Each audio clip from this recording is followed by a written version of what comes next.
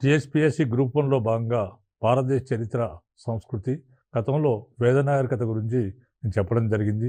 తొలి వేద నాగరికత, మలివేద నాగరికత అనే అంశాల గురించి చెప్పడం జరిగింది. తొలి వేద నాగరికత కాలంలో ఆర్యులు ఏ విధంగా భారతదేశానికి వచ్చారు, ఏ విధంగా ఇక్కడ స్థిర నివాసం ఏర్పాటు చేసుకున్నారు, ఏ విధంగా ఋగ్వేదాన్ని రచించారు, తర్వాత వారు ఒక 1000 సంవత్సరాల తర్వాత భారతదేశంలోని వివిధ ప్రాంతాలకు విస్తరించారు.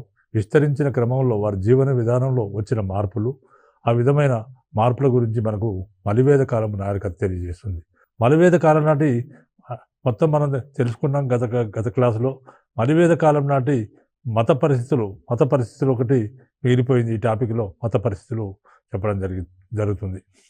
ఈ కాలంలో హింసాయుతమైన కర్మకాండ, సమాజంలో ప్రబలమవుతున్న జాత్యాంకార భావము, వర్ణ వ్యత్యాసాలు, మరికొంత ఆనాటి మేధావులను ఆలోచన పనులను చేయడం జరిగింది. అంటే సమాజంలో హింసాయుతమైన కర్మకాండ పెరిగిపోయింది. అంటే హింసాయుతమైన కర్మకాండ అంటే ఆనాటి పశువులను చంపుకోవడం, బలి ఇవ్వడం, యజ్ఞయాగాదులు బలి ఇవ్వడం. తర్వాత అదేవిధంగా జాత్యాంకారం అంటే వర్ణ వ్యవస్థల్లో బ్రాహ్మణులు, క్షత్రియులు అగ్రవర్ణాలు అయితే వైశ్యులు, శూద్రులు చాలా నీచంగా చూశారు. ఆ విధమైన జాత్యాంకార భావము. తర్వాత ఇంకొకటి కుల పద్ధతి అనేది వెలుగులోకి రావడం. ఈ విధమైన జాత్యాంకార ప్రబలమవుతున్న అంటే కర్మకాండ, యజ్ఞయాగాదులు చేయడము. తర్వాత సమాజంలో ఈ జాత్యాంకార భావము, తర్వాత వర్ణ వ్యత్యాసాలు అంటే కుల పద్ధతులు మరికొంతమందిని మేధావులను ఆలోచింపజేశాయి. దాంతో వాళ్ళు ఏం చేశారంటే వీళ్ళు కొత్త సిద్ధాంతాలను కనిపెట్టాలని చెప్పేసి అరణ్యాలలో ఉపనిషత్తుల్లో కనిపించే వాళ్ళు అరణ్యాలకు వెళ్ళారు. ఎందుకంటే వాళ్ళు మెడిటేషన్ ద్వారా జ్ఞానాన్ని సాధించాలని ఆనాటి మేధావులు అడవులోకి వెళ్ళడం జరిగింది. అదే ఉపనిషత్తులు వీరి పద్ధతికి దారి చూపించాయి. తర్వాత ఉపనిషత్తులు వీరి జ్ఞాన మార్గం చూపించడం జరిగింది. ఒక ఉపనిషత్తులు అనేది ఒక జ్ఞాన మార్గం. ఉపనిషత్తుల సృష్టి సమస్యలను గురించి, జీవిత సమస్యలను గురించి జ్ఞాన దృష్టితో చర్చించి ఆత్మ సిద్ధాంతాన్ని ఈనాటి ఉపనిషత్తులు ప్రతిపాదించాయి. ఉపనిషత్తులు ఏం చెప్పాయంటే ప్రతి వ్యక్తిలోనూ కూడా ఆత్మ అనేది ఉంటుంది, అది విశ్వాసాత్మ అంశమేనని చాటింది. ప్రతి వ్యక్తిలో ఆత్మ ఉంటుంది, అది విశ్వాత్మ అంశమేనని, విశ్వాత్మ అంటే దేవుడి అంశమని ఈ యొక్క ఉపనిషత్తులు చెప్పాయి. ఈ సిద్ధాంతం వల్ల జాతి, మత, వర్ణ విభేదాలు కృత్రిమాలని స్పష్టమవుతుంది. తర్వాత సాంఘికంగా సమతాభావాన్ని ఆత్మ సిద్ధాంతం సూచిస్తుంది. మౌలికమైన ఈ ఐక్యాన్ని గుర్తించిన వాడే జ్ఞాని అని ఉపనిషత్తులు తెలియజేయడం జరిగింది. తర్వాత ముముక్షు అతడే అద్వైత సిద్ధి పొందినవాడు, అంటే మోక్షం సాధించినవాడని ఈనాడు ఉపనిషత్తులు బోధించడం జరిగింది. ఈ విధంగా రకరకాల ఆలోచనలు జరిగాయి. ఆనాటి మేధావులు రకరకాల ఆలోచనలు చేశారు. అడవుల్లోకి వెళ్ళి మెడిటేషన్, తపస్సు చేశారు. ఆ విధంగా జ్ఞాన మార్గాన్ని పొందారు. ఆ విధంగా వచ్చిన ఉపనిషత్తులు. ఈ ఉపనిషత్తుల ప్రకారం ఈ విధంగా సాగిన ఆలోచన పరంపరలు షడ్దర్శనాలుగా, అంటే ఈ మేధావులు ఏం చేశారంటే రకరకాల ఆలోచనలు చేశారు. వారి ఆలోచనల ఫలితంగా షడ్దర్శనాలుగా నిర్దిష్ట రూపాలలో ఇవి స్థిరపడ్డాయి. తర్వాత దర్శనాల్లో మనకు ఏమున్నాయంటే సాంఖ్య, న్యాయ, యోగ, వైశేషిక దర్శనాలు ఉన్నాయి. ఇవన్నీ కూడా దర్శనాలు. సాంఖ్య, న్యాయ, యోగ, వైశేషిక దర్శనాలు ఉన్నాయి. తర్వాత ప్రపంచ స్వరూపాన్ని వ్యాఖ్యానించడం కోసము శాస్త్రీయ పద్ధతులను అనుసరించడం జరిగింది. సాంఖ్య దర్శనం ఏం చెప్తుందంటే ప్రకృతి శక్తుల సమ్మేళనంతోనే ఈ ప్రపంచం ఏర్పడింది. సాంఖ్య దర్శనం ఏం చెప్తుందంటే ప్రకృతి శక్తుల సమ్మేళనంతోనే ఈ జగత్తు, ఈ ప్రపంచం ఏర్పడిందని తెలుపుతుంది. అదేవిధంగా వైశేషిక ధర్మం ఏం చెప్తుందంటే అణువు ప్రపంచానికి పదార్థం అని చెప్తుంది. అణువు ప్రపంచానికి పదార్థం అని చెప్తుంది. తర్వాత పూర్వమీమాంస, ఉత్తర మీమాంస దర్శనాలు మతపరమైన విషయాలు తెలియజేస్తున్నాయి. పూర్వమీమాంస, ఉత్తర మీమాంస దర్శనాలు మతపరమైన విషయాలను మనకు తెలియజేస్తున్నాయి. తర్వాత పూర్వమీమాంస అనే దర్శనము కర్మ మార్గాన్ని, ఉత్తర మీమాంస అనే దర్శనము జ్ఞాన మార్గాన్ని మనకు సమర్థించాయి. తర్వాత ఉత్తర మీమాంస అనే వేదాంతం అని కూడా వ్యవహరిస్తారు. ఈ దర్శనాలకు తోడు చార్వాక దర్శనము లేదా లోకాయుత దర్శనం అనేది ఇంకో కొత్త దర్శనాలు వెలుగులోకి రావడం జరిగింది. చార్వాకులు ఇహమే సత్యం పరం విద్య అన్నారు. అంటే కొంతమంది ఆ రోజుల్లో ఒక నమ్మకం ఏంటంటే ఇహలోకం, పరలోకం అనేవి ఉంటాయి. ఇహలోకంలో మనం ఉంటాం, పరలోకంలో భగవంతుడు ఉంటారు. కానీ చార్వాక దర్శనం ఏం చెప్తుంది? చార్వాకులు ఏం చెప్తారంటే ఇహమే సత్యం, అంటే ఇక్కడ ఉన్నదే నిజం, పరం మిథ్య, పరం అంటే బయట ఏం లేదు, అది మిథ్య, అబద్ధం అని చెప్పడం జరిగింది. అని జీవితానికి లక్ష్యము సుఖశాంతులతో జీవించడం అని బోధించారు. నువ్వు బతికినంత కాలం సుఖశాంతులతో బతుకు, అదే జీవితము, ఇక్కడ జీవించిందే సత్యము, పరలోకం అనేది అబద్ధం, అది మిథ్య అని బోధించడం జరిగింది. ఈ వివిధ సిద్ధాంతాలను ప్రచారం చేయడం కోసం దేశంలో అనేక ప్రచార సంఘాలు ఏర్పడ్డాయి. ఈ యుగంలో రామాయణము మహాభారతాల అనే ఇతిహాసాలు ఆర్యుల ఇతిహాసాలుగా పెరుగాంచాయి. రామాయణము మహాభారతులు భారతం రెండు కూడా ఆర్యుల ఇతిహాసాలుగా పెరుగాంచాయి.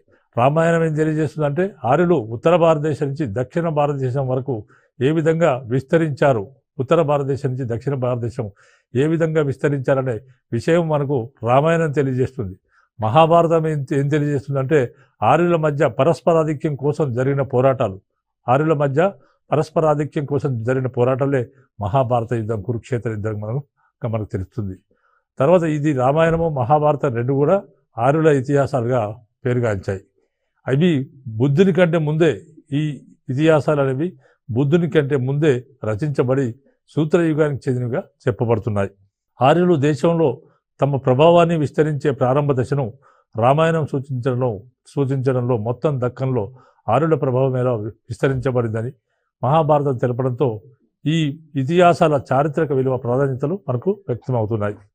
ఈ రెండు ఇతిహాసాల విశ్లేషణ ద్వారా ఈ రెండు ఇతిహాసాలు ఏం చెప్తున్నాయంటే నాటి ప్రజల రాజకీయ, ఆర్థిక, సామాజిక మతభావాల్లో సంభవించిన మార్పును మనం ఈ ఇతిహాసాల ద్వారా మనం గమనించవచ్చు.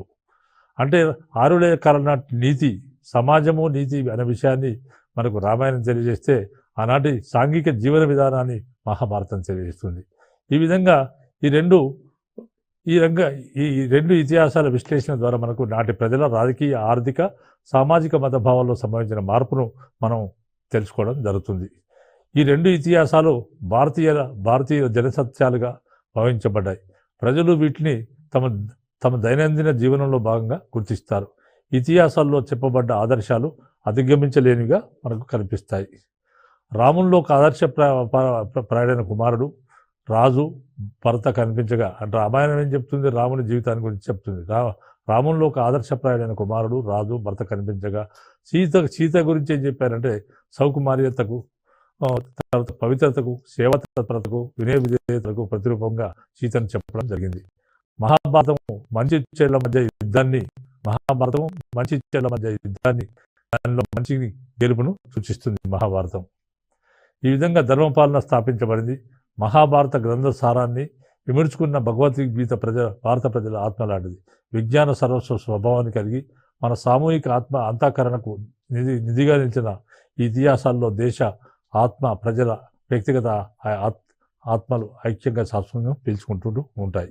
తర్వాత గోత్రాలు ఏం చెప్పారంటే గణాల వ్యవస్థను వదిలిపెట్టి వర్ణ వ్యవస్థను రూపొందించుకోవడం భారతదేశానికి వచ్చిన తర్వాత ఆర్యులు సాధించిన మొట్టమొదటి ప్రముఖమైన పరిణామం. గణాల వ్యవస్థను వదిలిపెట్టి వర్ణ వ్యవస్థను గణాలంటే గుంపులుగా ఉండేవారు తొలి ఆర్యులు. తర్వాత ఏమైంది? మలివేద కాలం నాటికి తమను కాపాడుకోవడానికి ఒక వర్ణ వ్యవస్థను ప్రవేశపెట్టారు. అంటే మలివేద కాలం నాటికి అనార్యులతో వీరికి సంబంధం ఏర్పడింది. దాంతో అనార్యులను దూరంగా పెట్టి తమ గొప్పతనాన్ని కాపాడుకోవడం కొరకు ఒక వర్ణ వ్యవస్థను వీరు సృష్టించారు. ఆ విధంగా గణాల వ్యవస్థను వదిలిపెట్టి వర్ణ వ్యవస్థను రూపొందించుకోవడం భారతదేశానికి వచ్చిన తర్వాత ఆర్యులు సాధించిన మొట్టమొదటి వారిలో వచ్చిన మొట్టమొదటి మార్పు. తర్వాత ఆదిమ పశుపోషక సమాజాన్ని వదిలి ఇనుము వాడకం తెలిసిన వ్యవసాయ వర్గ సమాజానికి జరిగిన పరిణామం క్రీస్తకం 1200 నుంచి 1000 ప్రాంతంలో ఋగ్వేద అనంతర కాలంలో ఆర్యుల రెండవ వలస భారత ఉపఖండానికి వచ్చిందనమాట. అంటే ఆర్యులు వచ్చిన తొలినాల్లో కేవలం ఇనుము అనేది వాళ్ళకి తెలియదు. తర్వాత కొన్ని సంవత్సరాలకు క్రీస్తుపూర్వం 600 సంవత్సరాల్లో ఇనుము వాడకం కనిపెట్టారు. కాబట్టి ఇది వారి జీవన విధానంలో వచ్చిన రెండో మార్పుగా మనం చెప్పవచ్చు. ఆర్యులకు ఆర్యేతరులతో అంటే ఆర్యులు కాని వారితో సంపర్కం వల్ల ఆర్యుల భౌతిక జీవితంలో వారి జీవితంలో గొప్ప మార్పు మొదలైంది. తర్వాత ఇనుము వాడకం విస్తరించిపోయి ఆహార ఉత్పత్తి, పశుపోషణ కంటే ప్రముఖ జీవనాధారం కావడం ప్రారంభమైంది. అంటే ఇక్కడ అనారులతో సంబంధాలు ఏర్పడడం, ఇనుము వాడకం మొదలు కావడం. ఇనుము నేను మొదలు చెప్పినట్టు ఇనుము వాడకం వల్ల కొత్త వ్యవసాయ భూములు వెలుగులోకి వచ్చి ఇనుము వాడకం వల్ల బాగా దున్ని వాటిని ఇనుము సాయంతో మంచి ఉత్పత్తిని సాధించడం జరిగింది. ఈ విధంగా ఇది వ్యవసాయం అనేది ప్రముఖ జీవనాధారంగా ఆరోగ్య లక్షణాలు మూడవదిగా చెప్పవచ్చు. తర్వాత ఉత్పాదక శక్తి పెరిగింది, అంటే పంటలు బాగా పండాయి. అదనపు ఉత్పత్తిని చేజిక్కించుకునే ఒక పాలక వర్గం, అంటే ఈ విధంగా ఉత్పత్తి పెరిగేసరికి ఒక పాలక వర్గము అదనపు ఉత్పత్తిని, అంటే ట్యాక్సెస్ ద్వారా అదనపు ఉత్పత్తిని చేజిక్కించుకునే ఒక పాలక వర్గం, అదనపు ఉత్పత్తిని పాలకవర్గం చేతిలోకి చేరవేసే సామాజిక వ్యవస్థలు, ఉత్పత్తి సంబంధాలు ఈ కాలంలో ఏర్పడ్డాయి. ఈ సామాజిక వ్యవస్థ పేరు వర్ణ వ్యవస్థ.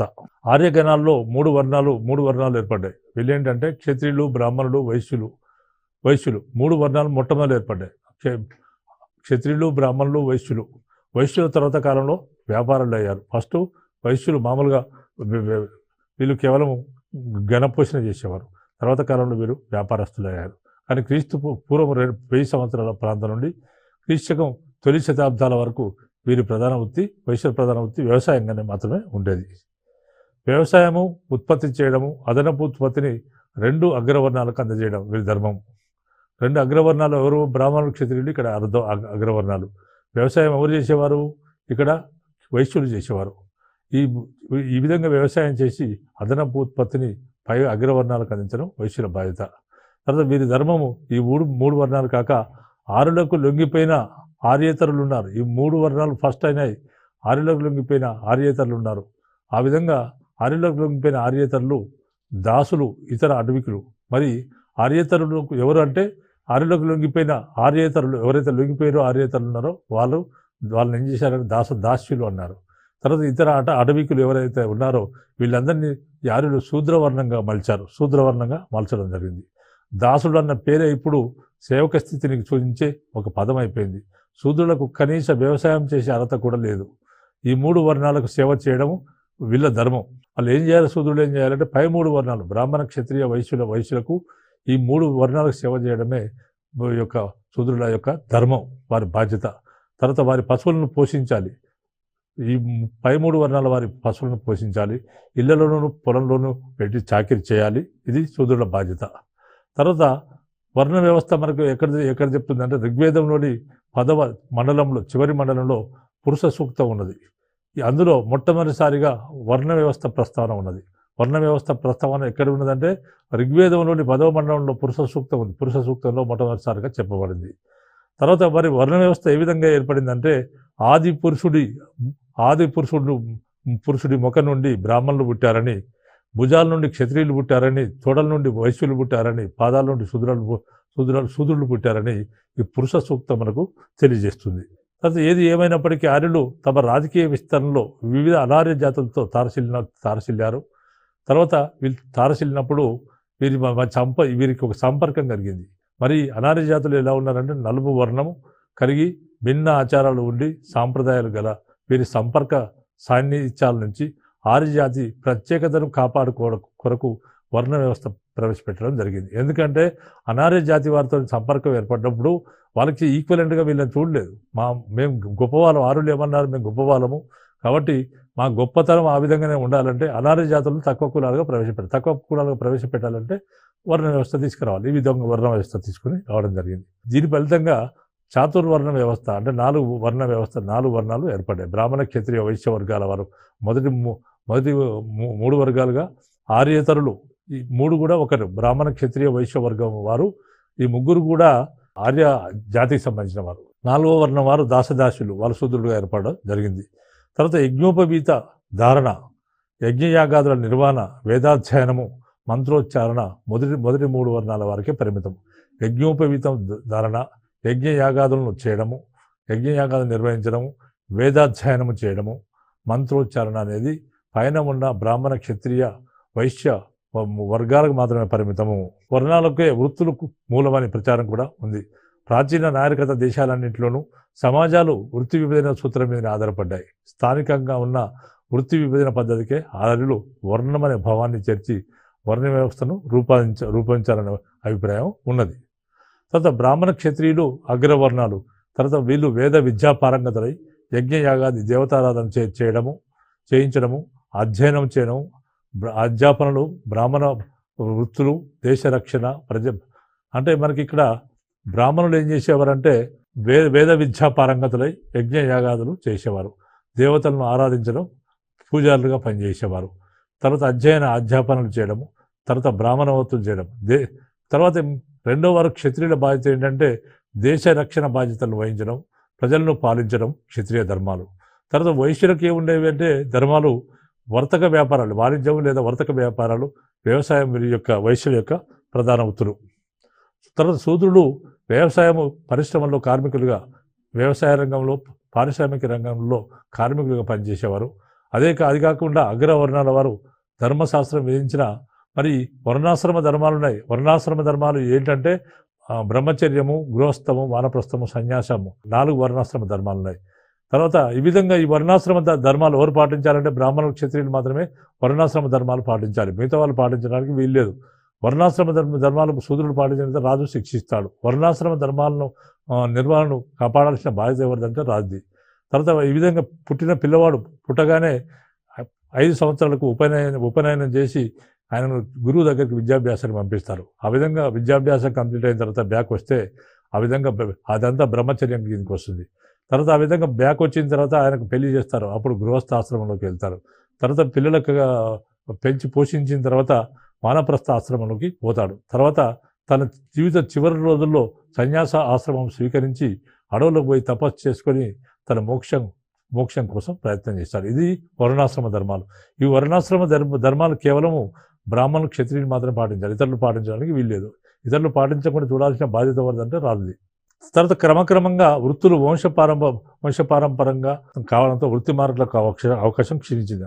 అంతకుముందు ఎవరు ఇష్టం వచ్చినట్టు వాడు వృత్తులను మార్చుకునేవారు, కానీ ఇక్కడ వృత్తి అనేది కంటిన్యూ అయిపోయింది, మళ్ళీ మార్పులకు అవకాశం లేకుండా పోయింది. తర్వాత ఏమైందంటే ఇక్కడ వర్ణాంతర వివాహాలు, పంక్తి భోజనాలు సైతం తగ్గిపోయి వర్ణ వ్యవస్థ ఘనీభవించింది, వర్ణ వ్యవస్థ గట్టిపడింది, వర్ణాంతర వివాహాలు లేవు. తర్వాత పంక్తి భోజనాలు, అందరు కలిసి భోజనం చేసే పద్ధతులు లేవు, కాబట్టి వర్ణ వ్యవస్థ బాగా ఘనీభవించిపోయింది. తర్వాత ఈ వేదయుగం చివరకు వర్ణ వ్యత్యాసాలు బలపడి వర్ణ వైషమ్యాలు ప్రారంభమైనట్లు నాటి వాంగ్మయం ద్వారా మనకు తెలుస్తుంది. అగ్రవర్ణాల పట్ల వైశ్య శూద్ర వర్ణాలకు అసూయ ద్వేషాలు బాగా ప్రబలిపోయాయి. తర్వాత అగ్రవర్ణాల్లో బ్రాహ్మణాఖ్యాన్ని క్షత్రియులు నిరసించారు. అంటే మరి అగ్రవర్ణాలు, బ్రాహ్మణులు, క్షత్రియులు ఉన్నారు. మరి క్షత్రియులు ఏం చేశారంటే బ్రాహ్మణులను ఒకటే అన్నారు, మేము రాజ్యాలు పాలించేది మేము, మిమ్మల్ని కాపాడేది మేము, కాబట్టి మేమే గొప్పవాళ్ళం, మాకంటే మీ గొప్పతనం ఏందని ఈ యొక్క క్షత్రియులు బ్రాహ్మణుల యొక్క ఆధిక్యాన్ని నిరసించడం మొదలుపెట్టారు. సమాజంలో ప్రథమ స్థానం కోసము వారు ఉభయులు, బ్రాహ్మణులు నేను టాప్ అంటే క్షత్రియులు మేము టాప్ అని వాళ్ళు ఒకరికొకరు సంఘర్షణ పడ్డారు, పోటీ పడ్డారు. తర్వాత ఈ విధంగా వైదిక వాంగ్మయంలో బ్రాహ్మణులది ఏంటంటే ప్రథమ స్థానము, వైదిక వాంగ్మయంలో బ్రాహ్మణులది ప్రథమ స్థానము కాగా జైన బౌద్ధ వాంగ్మయాల్లో క్షత్రియులు ప్రథమ స్థానం ఆక్రమించడం గమనించదగింది. ఆర్యులు జయించిన దాసదాస్యులు వారి పాదాక్రాంతులై పంచములైపోయారు. ఆర్యులు ఎవరైతే కొంతమందిని జయించిరో, ఎవరినైతే ఓడించిరో వారిని దాసదాస్యులు అన్నారు. ఆ విధంగా ఆ దాసదాస్యులు వారి పాదాక్రాంతులై వాళ్ళకు పాదాల దగ్గర పడి పంచములు కావడం జరిగింది. తర్వాత వీళ్ళు చర్మకారాది నీచ వృత్తులు అవలంబిస్తూ వాళ్ళు పంచములుగా గ్రామ బయ ప్రదేశాల్లో నివసించేవారు. మాతంగా చిత్తసంభూత జాతక కథల వల్ల పంచముల పరిస్థితి అత్యంత హీనంగా ఉన్నట్టు మనకు తెలుస్తుంది. ఆర్యులు మాట్లాడే భాష కన్నా భిన్నమైన భాషను ఈ యొక్క పంచములు మాట్లాడేవారని మనకు తెలుస్తుంది. క్షత్రియులలో వివాహం కొరకు స్వయంవర పద్ధతి ఉండేది. క్షత్రియుల్లో వివాహం కొరకు స్వయంవర పద్ధతి ఉండేది. ఇతర వర్ణాలలో తల్లిదండ్రులే వివాహాలు నిర్ణయిస్తుండేవారు. తర్వాత వివాహ నిబంధనలు బాగా కఠినతరం కావడం జరిగింది. తర్వాత అనులోమ విలోమ వివాహాలు ప్రారంభమయ్యాయి. అగ్రవర్ణ పురుషులు వచ్చేసి తక్కువ వర్ణ స్త్రీని పెళ్లి చేసుకోవడం అనులోమ వివాహము. ఇది ధర్మబద్ధం, అది ఈ విధంగా చేసుకోవచ్చు. విలోమ వివాహం అంటే తక్కువ జాతి పురుషుడు పోయి అగ్రవర్ణ స్త్రీని పెళ్లి చేసుకోకూడదు, పెళ్లి చేసుకోవడాన్ని విలోమ వివాహం అంటారు. ఇది ఇది సంఘబద్ధం కాదు, ఇది ధర్మానికి విరుద్ధం. ఈ విధంగా అనులోమ విలోమ వివాహాలు కూడా ఈ కాలంలో ప్రారంభమయ్యాయి. వివాహ నిబంధనలు కఠినతరమయ్యాయి. అగ్రవర్ణాల వారు తక్కువ వర్ణాల కన్యలు పెంచి పెళ్లాడడం అనులోమ వివాహము, ఇది ధర్మబద్ధమైంది. కింది వర్ణాల వారు అగ్రవర్ణ కన్యలు పెళ్లాడడం విలోమ వివాహం, ఇది అధర్మం అని చెప్పడం జరిగింది. తర్వాత అనులోమ వివాహ సంతానానికి సమాజంలో గౌరవప్రదమైన స్థానం ఉండేది. ఈ విధంగా అనులోమ వివాహం ఎవరైతే చేసుకున్నారో వారి సంతానానికి సమాజంలో గౌరవప్రదమైన స్థానం ఉండేది కాదు. తర్వాత సూత కులము అటువంటిది. సూత కులము అలా ఆ విధంగా వచ్చింది. సూత కులము అటువంటిది. తర్వాత అనార్య సంపర్కం నుంచి తమ జాతిని రక్షించుకోవడానికి ఆర్యులు ఈ విధమైన నిబంధనలు రూపొందించుకున్నారని మనకు చెప్పవచ్చు. బౌద్ధ మతం కానీ జైన మతం కానీ శూద్రుల సామాజిక స్థాయిలో ఎలాంటి మార్పులు చేయడానికి ప్రయత్నించలేదు. వారిని కొత్త మతంలో చేర్చుకున్నప్పటికీ సమాజంలో వారి స్థానం మాత్రము తక్కువ స్థాయిలోనే కొనసాగుతూ వచ్చింది. తర్వాత సాంప్రదాయ వ్యతిరేక స్వభావం ఉన్నా కూడా ఈ మతాలు కుల వ్యవస్థను యథాతథంగానే స్వీకరించాయి. జాతక కథల్లో బుద్ధుడు కేవలము క్షత్రియ బ్రాహ్మణ వర్ణాల్లోనే మళ్ళీ జన్మిస్తుంటారని, వైశ్యశూద్ర వర్ణాల్లో జన్మించారని పేర్కొనడం జరిగింది. అంటే ఇక్కడ బౌద్ధ జాతక కథలు అంటే బుద్ధుని గురించి తెలిపే బౌద్ధ జాతక కథల్లో బుద్ధుడు కేవలము క్షత్రియ బ్రాహ్మణ వర్ణాలలో మాత్రమే మళ్ళీ జన్మిస్తుంటాడట.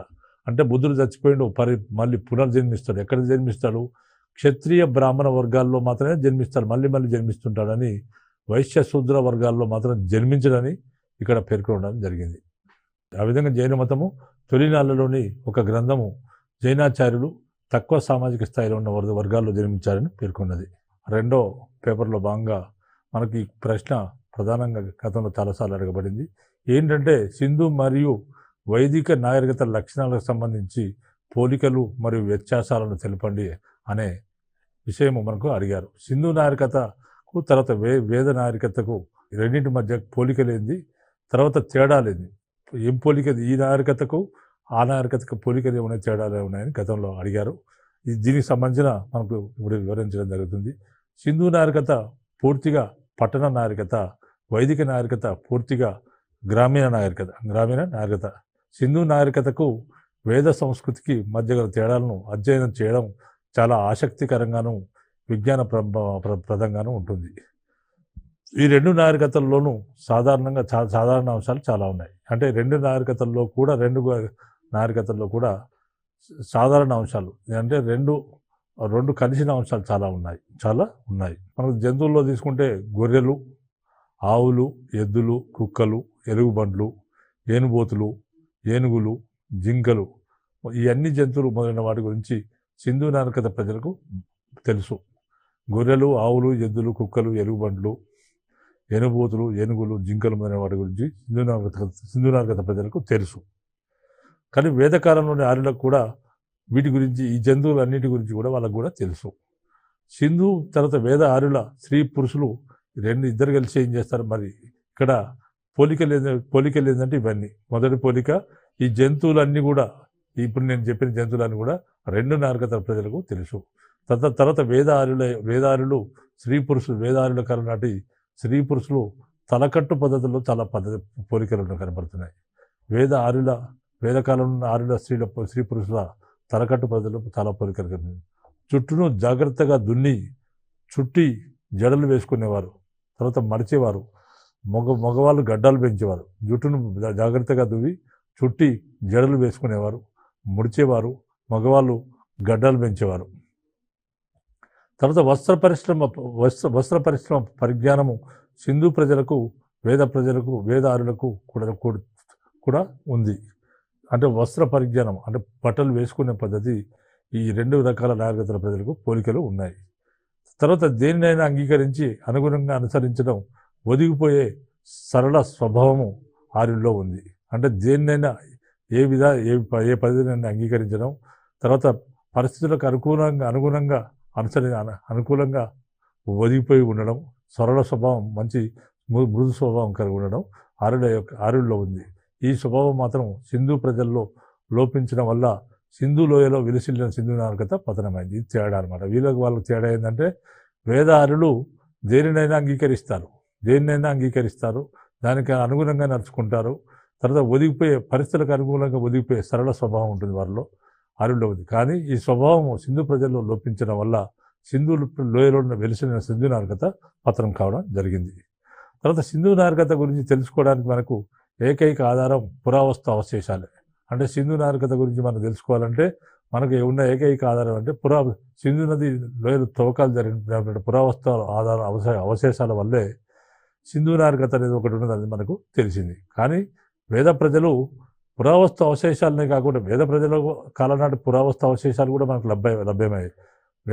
కాలం నాటి పురావస్తు అవశేషాలే కాకుండా సాహిత్య ఆధారాలను కూడా మనకు మిగిల్చివేయారు. సాహిత్య ఆధారాలను కూడా వాళ్ళు ఎవరు మనకు వేదకాల ప్రజలు మిగిల్చివెళ్ళారు. అంటే సింధు కాలంలో కేవలం పురావస్తు ఆధారాలు మాత్రమే మనకు లభిస్తే అదొక్కటే మనకు ఆధారాలు అయితే, వేదకాల ప్రజలు పురావస్తు ఆధారాలతో పాటు వాళ్ళు సాహిత్య ఆధారాలను కొన్ని వేదాలను కూడా వారు మనకు నిలిచివేశారు. కాబట్టి వీరికి చాలా తేడా ఉంది.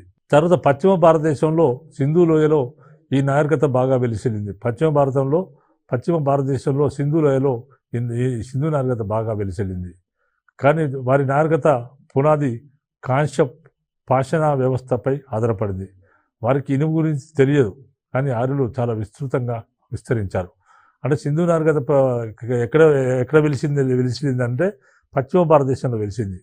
తర్వాత వారి నాగరికతకు పునాది కాంస్య నాగరికత పాషాణ వ్యవస్థపై వారి నాగరికత ఆధారపడింది.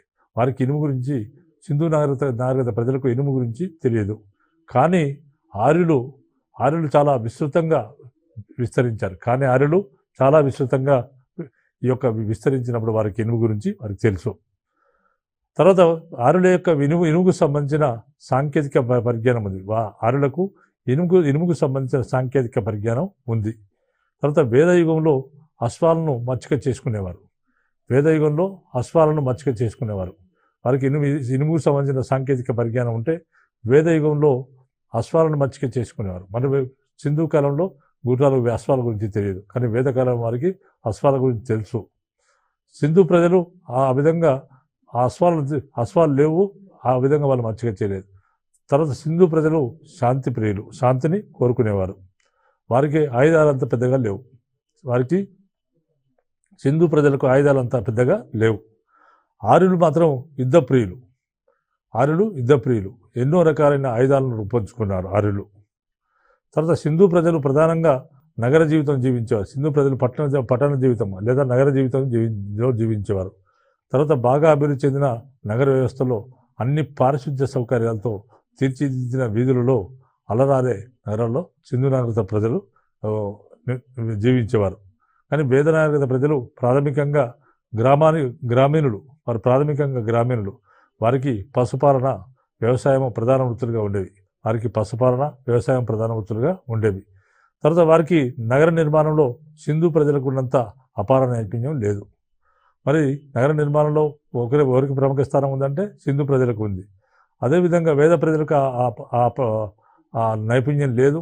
తర్వాత ప్రజలు ఏంటంటే కేవలం గ్రామీణ ప్రాంతానికి సంబంధించిన వారు. వాళ్ళ ముఖ్యమైన వృత్తి ఏంటంటే పశుపాలన చేయడం, పశువులను పోషించుకోవడము, తర్వాత వ్యవసాయం చేయడం వారి ప్రధాన వృత్తులు. తర్వాత పారిశుధ్యము, ఆరోగ్యము, పరిసరాల గురించిన పరిజ్ఞానం వారికి లేదు. తర్వాత వారికి నగర జీవితంలో సంకీర్ణత గురించి ఏమి తెలియదు. సింధు ప్రజలు అభిమానించే వినోదాలని నగరము, ఇంటి 4 గోడల మధ్యనే వారు వినోదాలను అనుభవించేవారు. సింధు ప్రజలు వాళ్ళని ఏ విధంగా వినోదాలు చూసేవారంటే ఇంటి 4 గోడల మధ్యలోనే వారు వినోదాలు చూసేవారు. వారికి బయట వినోదాలు ఏమీ లేవు. కానీ వేద ప్రజలు ఆర్యుల్లాగా వేటలు, రథాలు, పందాల్లో వారికి ఆసక్తి లేదు. సింధు నాగరికత ప్రజలకు కేవలం వారి వినోదాలు వాళ్ళ ఇంటికే పరిమితము. ఆర్యుల లెక్క వేటలు, రథాల, పందాల్లో వారికి ఆసక్తి లేదు. కానీ పాచికలు ఆడడం అంటే వారికి విపరీతమైన ఇష్టం. సింధు కుమ్మరపు పనిచక్రం సాయంతో నడిచేది. తర్వాత కుండలకు నలుపులు, తెలుపు వర్ణాలు పూసేవారు. తర్వాత వాటిలో కొన్నింటిని బాగా సన్నగా మెరిసేటట్టు కూడా చేయడం జరిగింది. తర్వాత వేద ఆర్యుల కుండలు తయారు చేసే పద్ధతి చాలా సరళమైనది. సింధు ప్రజలు వాడిన తూనికలు, కొలతల్లో చాలా గొప్పది. కానీ వేద ఆర్యుల కాలంలో తూనికలు, కొలతల్లో నిర్దిష్టత చాలా గొప్పది. కానీ వేద ఆర్యుల కాలంలో తూనికలకు అంత నిర్దిష్టత లేదు, అంత కొలమానం లేదు. తర్వాత మతభావాలు, నమ్మకాలు, కర్మలు మొదలైనవి మొత్తం కూడా ఈ నాగరికత అయితే ఆ నాగరికత మొదలైన వాటికి సంబంధించి సింధు ప్రజలకు వేద ఆర్యులకు మధ్య చాలా తేడాలు ఉన్నాయి. అంటే మత పరిస్థితుల గురించి వీరి మధ్య చాలా తేడాలు ఉన్నాయి. పూజించే దేవతల గురించి చాలా తేడాలు ఉన్నాయి. సింధు ప్రజలు మాతృదేవతను పూజిస్తారు, శివలింగాన్ని పూజిస్తారు. శివలింగాన్ని, తర్వాత యోనిని, జంతువులను, వృక్షాలను, అగ్నిని అంటే పూజిస్తారు. వీరు వీరు నీరు, నాగవృక్షాలను పూజిస్తారు. సూర్యుడు మొదలు వాటిని ప్రతీకాత్మకంగా ఆరాధిస్తూ వస్తారు సింధు ప్రజలు. కానీ వేద ప్రజలు దానికి విరుద్ధంగా అనేక మంది దేవతలను కొలిచారు, అనేక మంది దేవతలను కొలవడం జరిగింది. ఆ దేవతలు ప్రకృతి ప్రతిరూపంగా ఉండే పృథ్వీ, వరుణ, ఇంద్ర, రుద్ర, వాయు మొదలైన రూపాల్లో ఉండేవారు. ఈ దేవతలందరినీ వీరు కొలిచేవారు. దేవతలను ప్రసన్నం చేసుకోవడానికి రకరకాల బలి ఆచారాలు కూడా ఆర్యులు నిర్వహించేవారు. తర్వాత వాస్తు నిర్మాణంలో, శిల్పంలో సింధు ప్రజలు అసమానమైన ప్రతిభను కనబరచడం జరిగింది. తర్వాత ప్రజలు కానీ ఆర్యులు కానీ దీనిలో ఎలాంటి విజయాలను సాధించలేకపోయారు. తర్వాత భారతీయ నాగరికతకు సింధు ప్రజలు చేసిన సేవ వేదార్యులు చేసిన సేవతో పోల్చదగినంత ప్రాముఖ్యం ఉన్నది. సింధు వేద నాగరికతలో కనిపించే ప్రధానమైన భేదాల కారణం వారి భిన్నమైన ఆర్థిక, సామాజిక వ్యవస్థ పునాదులనే చెప్పాలి. సింధు నాగరికత ప్రధానంగా వర్తక వాణిజ్యాలపైన ఆధారపడి ఉంది. తర్వాత ఆర్యులు మాత్రం ప్రధానంగా వ్యవసాయదారులు. వారికి ఇనుము గురించిన సాంకేతిక పరిజ్ఞానం ఉంది. ఇది సింధు ప్రజలకు ఇనుము గురించి ఏమాత్రం తెలియదు. తర్వాత బ్రాహ్మణులను శారీరక శ్రమకు వ్యవసాయం చేయడానికి అనుమతించేవారు కాదు. బ్రాహ్మణులు శారీరక శ్రమకు వ్యవసాయం చేయడానికి అనుమతించేవారు కాదు వేదకర నాగరికతలో. కానీ ఒక వ్యక్తి శారీరక శ్రమకు ఎంత దూరం అయితే అంత పరిశుద్ధుల కింద లెక్క అని వైద్యులు, శూద్రులు మాత్రమే పన్ను చెల్లించడం జరిగింది. సో ఈ విధంగా మనకు సింధు ప్రజలకు, వేద ప్రజలకు, వేద నాగరికత కాలం నాటి పోలికలు, తర్వాత వ్యత్యాసాలు, పోలికలు, తర్వాత అదేవిధంగా భేదాల గురించి మనం చెప్పడం జరిగింది. సో మీరు ఈ విధంగా ఒకవేళ ఈ ప్రశ్న మన గ్రూప్ 1 మెయిన్స్లో వచ్చినట్లయితే దీన్ని మనం జస్ట్ ఇంట్రడక్షన్ ఇచ్చి వాళ్ళకు మధ్య ఉన్న తేడా ఏంటి, వీళ్ళ నాగరికత సింధు నాగరికత ఎప్పుడు వెలిసిల్లింది, వేదకాలపు నాగరికత ఎప్పుడు వెలిసిల్లింది, వీరికి వారికి మధ్య గల తేడా లేదని మనం ఈ విధంగా మనం సమాధానం ఇచ్చినట్లయితే మనం విజయవంతంగా ఈ ఎగ్జామ్ను రాసి ఎక్కువ మార్కులను పొందవచ్చు. కాబట్టి మీరందరూ దీన్ని ఫాలో అవుతారని ఆశిస్తూ ముగిస్తున్నాను.